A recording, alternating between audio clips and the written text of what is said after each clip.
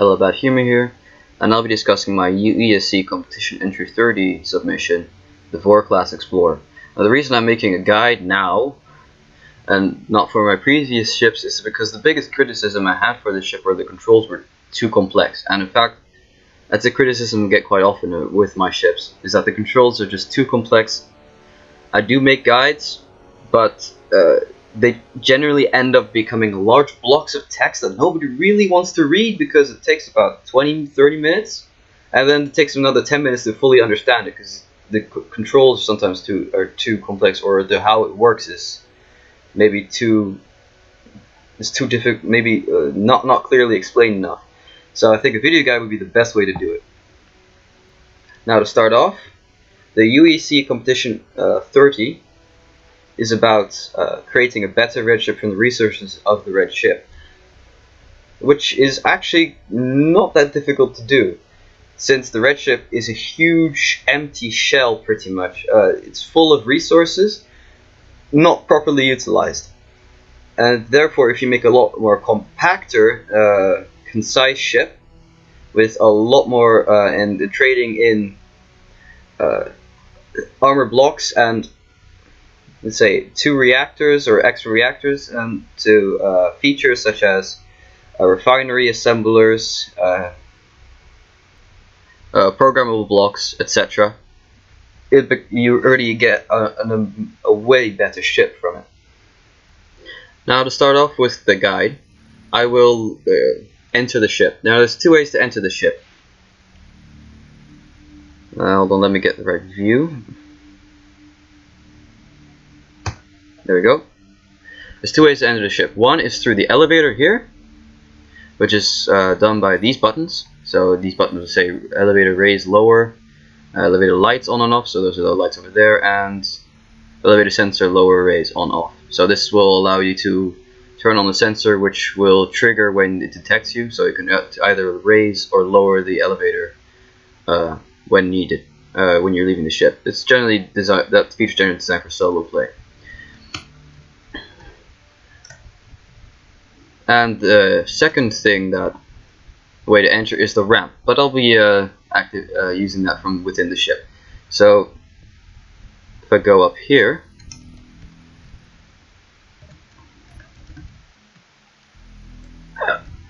damn, 0G, low G. Okay.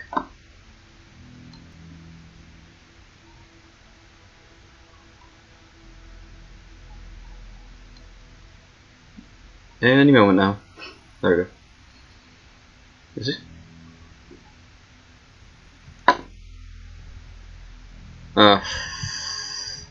Yeah, there's some sort of bug with the elevator. I don't know what it is, but it doesn't. But it allows it to not operate properly.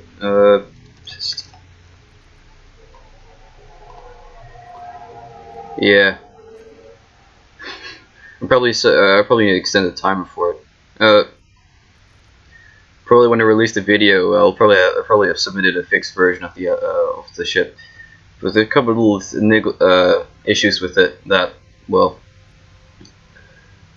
I'll probably be fixing within this video. So now that you've raised the elevator, here is some basic information about the ship. So general information on why you shouldn't use doors directly.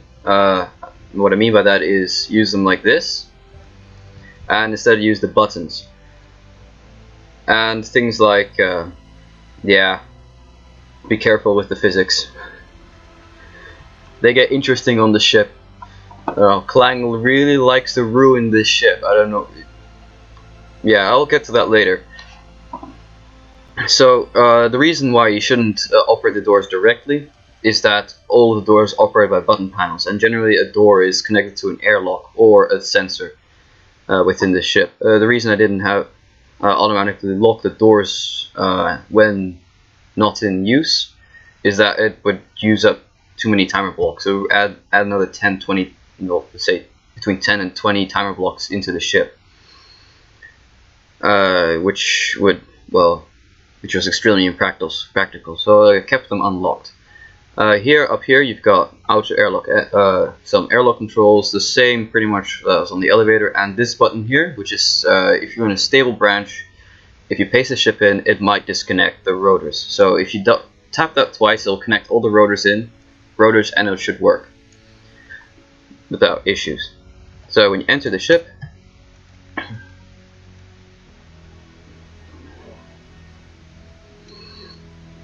hold on, from a last run I found an issue with the pressurization because I don't have a certain thing on.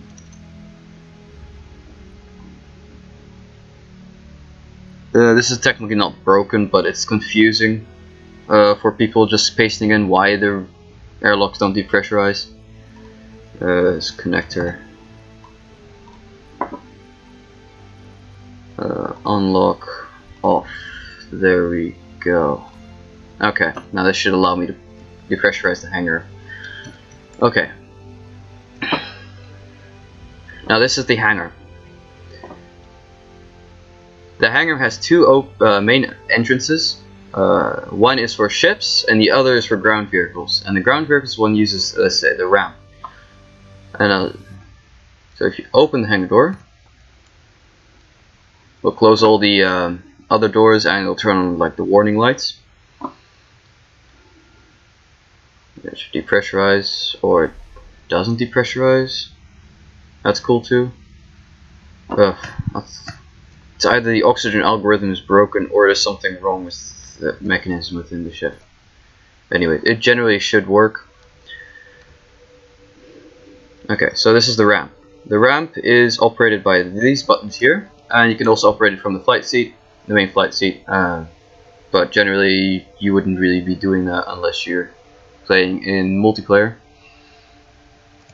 Now the ramp I've tried to design as shallow a slope as possible, so it'll be easier for ground vehicles to come in. Yet I still had to keep it quite steep in order to fit in such a compact ship. The spotlight is sensor triggered as to reduce lag, because for me spotlights decrease my sim speed quite a bit and my frame rate. Okay, and close it. Oh, by the way, all the buttons are well labeled, so it should be quite easy to understand what each button does. If there's any issues, just comment below. If a button unclear, there'll be a problem on my part. Yeah, and now the top hanger just operates the same way.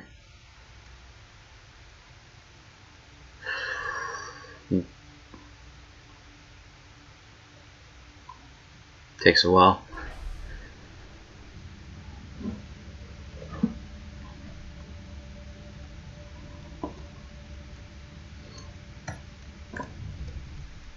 You can close it like this. The button hangar door close is the same one as the button here, and it operates and it closes both this hangar door and that hangar door.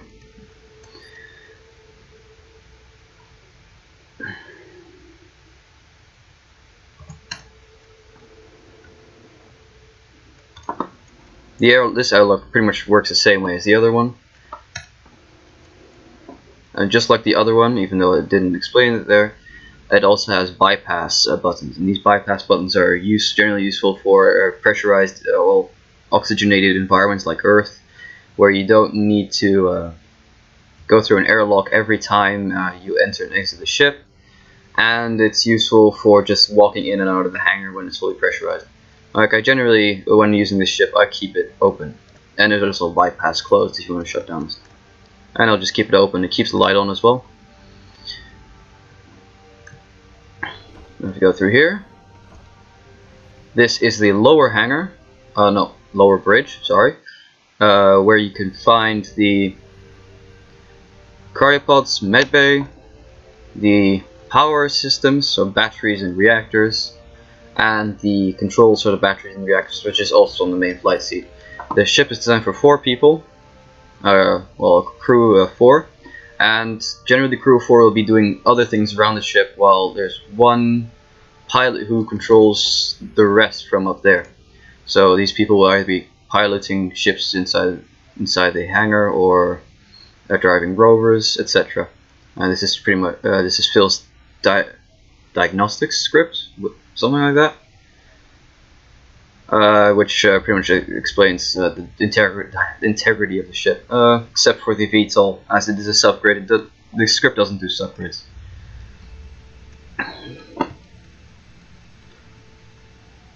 This is the upper hangar, and here you can find one of my many most of my spliced grids.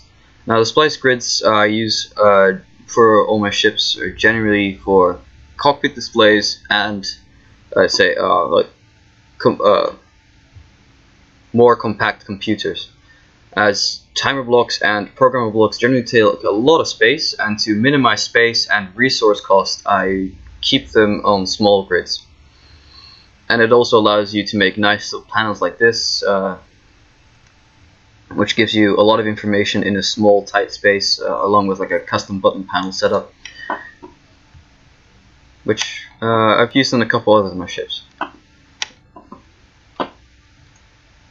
Now the controls for the flight seat. Now the controls for the ship are actually quite basic. It's just a matter of knowing what's what.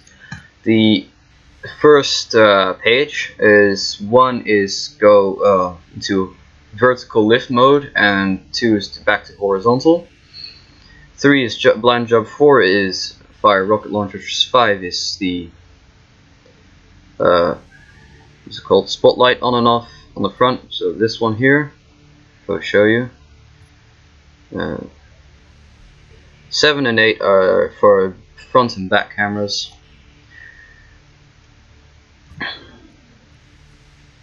And then it gets a bit more complicated here. This area is for hangar controls, and this area is for oxygen controls, and this is the reason. And this is what I've been doing earlier on in the airlock, trying to make this work as it should.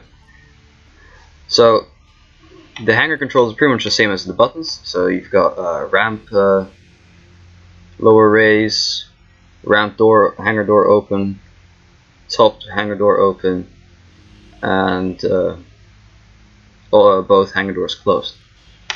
Here you've got the oxygen management system, which should be working. Let me see if I can get it to work. I don't know, there's just some strange issues going on with this oxygen on the ship. It did work when I was testing it, but some things just break.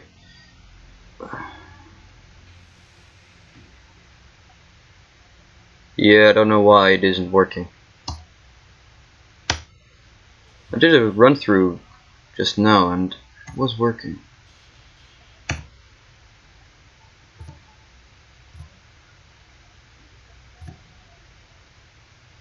Anyways, generally that should work, but there's some problem with some bug with the oxygen in the ship, which sometimes appears, sometimes doesn't.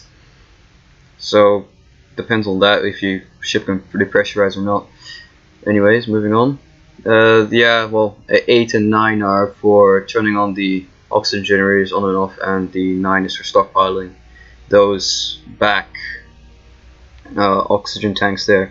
Generally, if you were to use this properly, you would unlock this to allow you to recharge, like, the refueled VTOL engines without refilling these oxygen tanks. And if you refill the oxygen tanks, well, it doesn't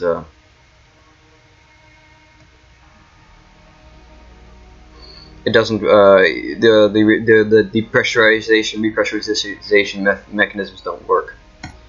If you go to the third page, 1, 2, and 3 are for the front connector, which is on a piston, and that's just for quick refueling and, well, connection purposes. 5 and 6 are actually for landing and well, permanent docking. As you can see, it also uses merge blocks. And then you go to the fourth page. This is the same as the button panel underneath for the 1, 2, 3, and 4, or the same as the button panel underneath for the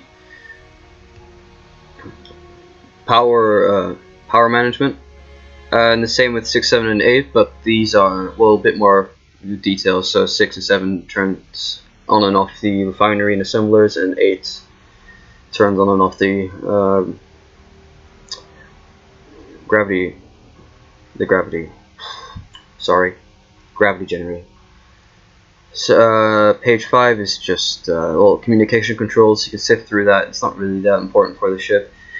And number 6 is just the setup for the turrets. Generally in single player, without people controlling the turrets, extra people to control the turrets, it's quite handy to have a bar like this.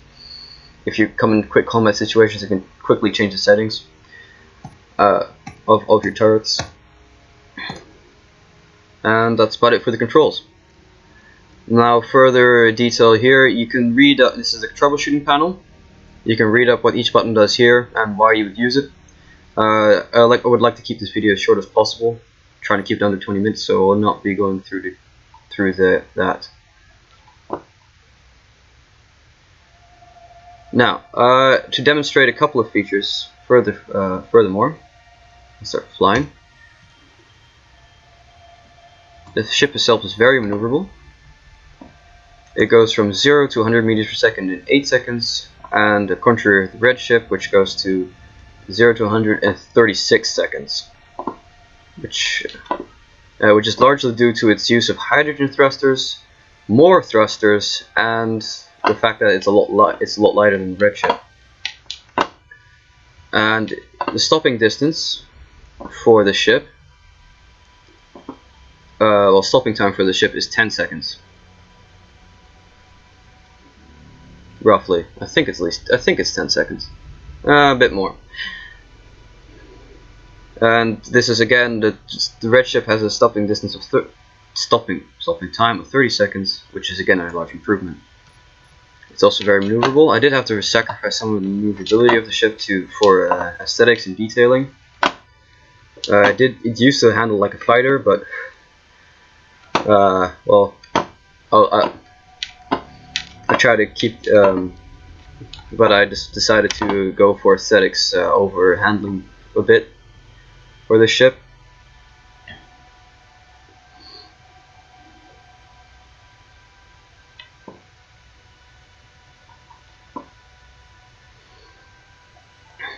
Also, and the fuel consumption is quite it's quite efficient as well, because Whip's thruster manager has a doesn't automatically burn do a full burn. It slowly builds up the burn rate, so that makes it a bit more efficient than normal. And then I can tell when using this thing as survival that it's more efficient. It's also the reason why I don't have thruster controls in the flight seat panel. Now, the VTOL. The VTOL has a very big issue with it. It did work when first testing it, but since building it and a couple of updates later, they changed the way how pistons worked, including a really strange bug, which I'm pretty sure for a lot of people causes a crash, but for my ship causes a massive explosion plus the complete and utter spasming away of the ship. Like, it just sort of it's like the ship is lagging in reality. That's what it looks like. Very strange. If it doesn't happen now, I'll probably show you. I've got some clips of that as well. Okay, so we'll start off by using VTOL. So when you're using the VTOL, don't do it on the surface. As you can see, the gimbal design does have a weak point. When going into vertical lift mode, you have to make sure that your ship is off the ground, and that will require some vigorous mouse moving, as I'm doing now, keeping the ship upright. And and waiting for it to lock, safety lock. Yep, there it is. So, okay, that's not normal. That is not normal. Yeah.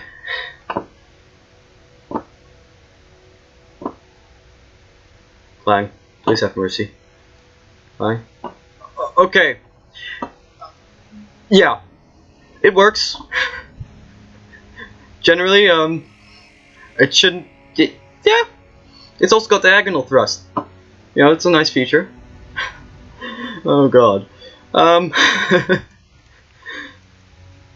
Yeah, and another weakness of the gimbal design is that you put a lot of stress on pistons and rotors. It just starts doing very strange things. Okay. And so, generally, the purpose of this. I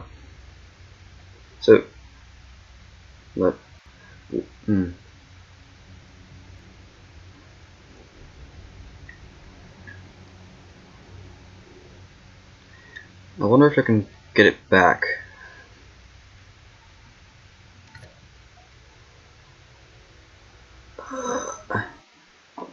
Oh no. Don't crash again. Don't crash again. I think I can. Yeah, it's coming back. It's still kind of.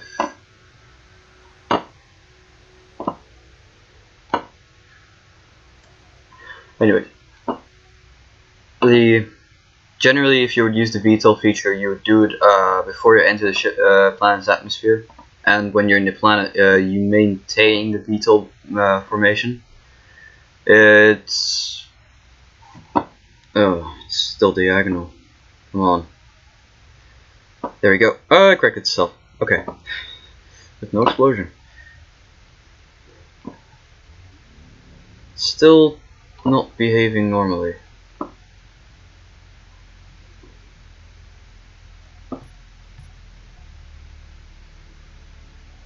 Okay, there we go.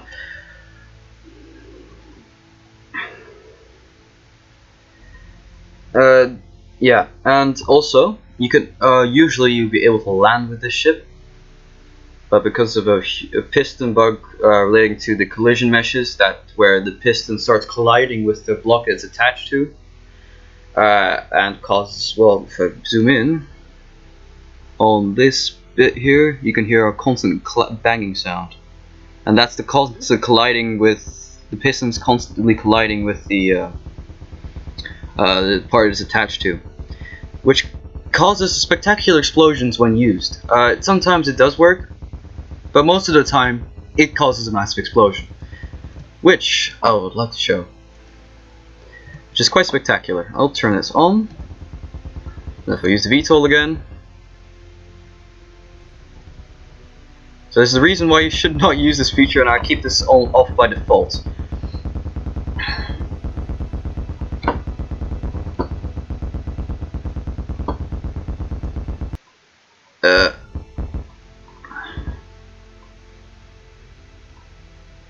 Come on. Yeah, it's just very hard to control when you're going into VTOL mode sometimes. It is doable though. You're just a bit of a sitting duck.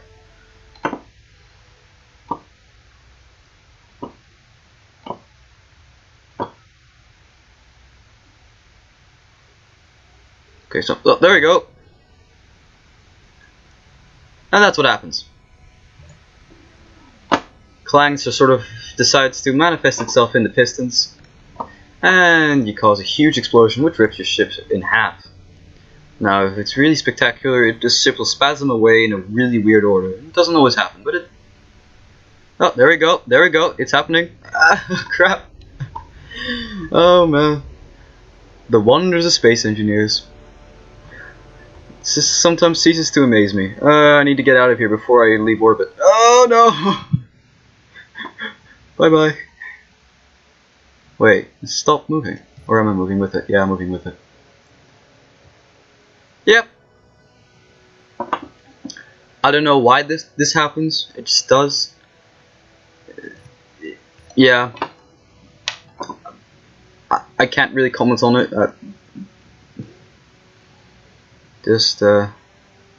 Clang works in mysterious ways sometimes. Oh, I think it stopped moving weirdly. Oh no, it's sliding across the ground now.